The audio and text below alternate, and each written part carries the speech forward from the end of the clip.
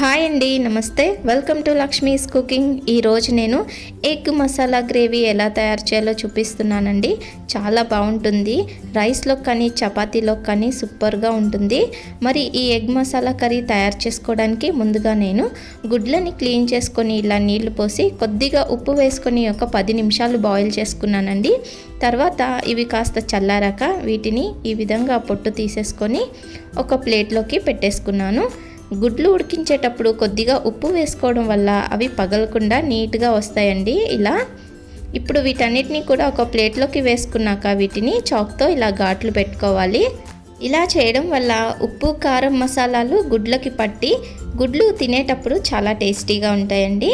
ఇప్పుడు మసాలా కర్రీ కాబట్టి మసాలా ఎలా ప్రిపేర్ చేయాలో చూద్దాం. ముందుగా స్టవ్ మీద ప్యాన్ పెట్టుకొని 2 టీ స్పూన్స్ ఆయిల్ వేసుకోవాలి. ఆయిల్ బాగా వేడయ్యాక అందులోకి ఒక 4 ఉల్లిపాయలని ఇలా స్లైసెస్ కింద కట్ చేసుకొని వేసుకోవాలి. మనకి గ్రేవీ అంతా కూడా ఈ ఉల్లిపాయల నుంచే వస్తుందండి. కాబట్టి మనకి ఎంత గ్రేవీ కావాలో దాన్ని బట్టి ఉల్లిపాయలని వేసుకోవాలి. తర్వాత ఇందులోకి ఒక 2 ఇంచుల దాల్చిన చెక్క, 3 యాలకులు, అలాగే ఒక 5-6 వరకు లవంగాలను కూడా వేసుకొని ఉల్లిపాయలు మంచి రంగు వచ్చేంత వరకు బాగా వేయించుకోవాలండి. ఉల్లిపాయలు కొంచెం బ్రౌన్ కలర్లోకి వస్తేనే మసాలా వేయించేటప్పుడు మంచి టేస్ట్ వస్తుంది. చూడండి, ఇలా మంచి కలర్లోకి వచ్చేసాయి కదా. ఇప్పుడు స్టవ్ ఆఫ్ చేసేసుకొని దీన్ని కాస్త చల్లార్చుకోవాలి. ఇది చల్లారాక ఒక మిక్సీ జార్ తీసుకొని అందులోకి 2 టొమాటోల్ని వేసుకోవాలి. అలాగే ఒక వెల్లుల్లిపాయ నుంచి పొట్టు ఒలుచుకున్న వెల్లుల్లిపాయ రెబ్బలు వేసుకోవాలి. 1 ఇంచు అల్లం ముక్కని కూడా వేసుకోవాలి. అలాగే కూర మంచి గ్రేవీతో మంచి చిక్కగా రావాలంటే ఒక 10 వరకు జీడిపప్పు పలుకుల్ని వేసుకోవాలండి. అలాగే ఒక 10 వరకు మిరియాలని కూడా వేసుకుంటున్నాను. ఎగ్ కర్రీ చేసినప్పుడు ఇలా మిరియాలు వేసుకుంటే నీచు వాసన లేకుండా బాగుంటుందండి కర్రీ.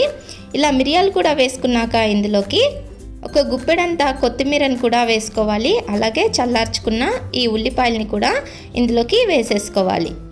ఇవన్నీ కూడా వేసుకొని మూత పెట్టేసి మెత్తని పేస్ట్ లాగా చేసుకోవాలండి. ఇదే మనకి ఎగ్ కర్రీలోకి మసాలా అన్నమాట.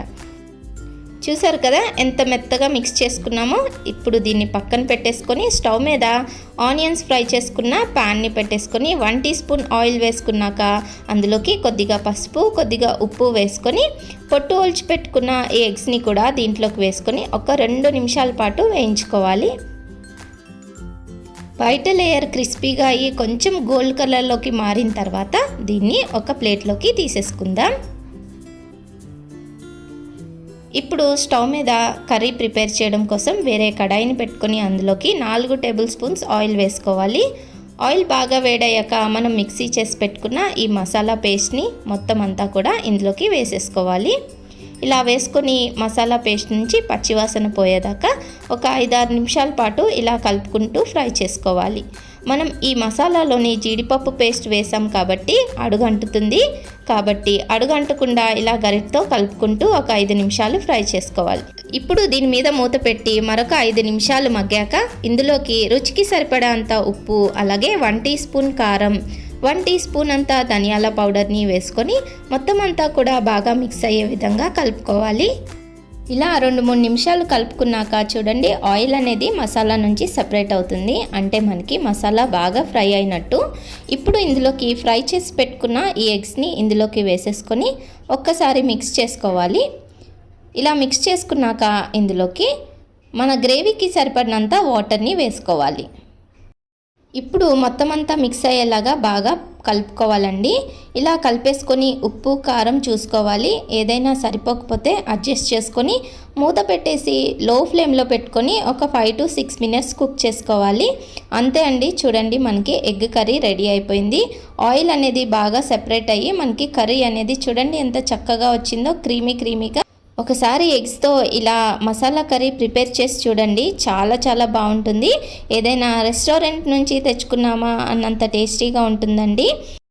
ఈ ఎగ్ కర్రీని వేడివేడిగా రైస్తో కానీ, రోటీల్లో కానీ, చపాతీ, ఫుల్కా, అలాగే ఏదైనా ఫ్లేవర్డ్ రైస్ చేసుకున్నప్పుడు కానీ చేసుకుంటే చాలా క్విక్గా అయిపోతుంది. అంతే టేస్టీగా కూడా ఉంటుంది. నేను చేసిన ఈ ఎగ్ కర్రీ మీ అందరికీ కనుక నచ్చితే లైక్, షేర్, కామెంట్ చేసి నా ఛానల్ని సబ్స్క్రైబ్ చేసుకోండి. Thank you.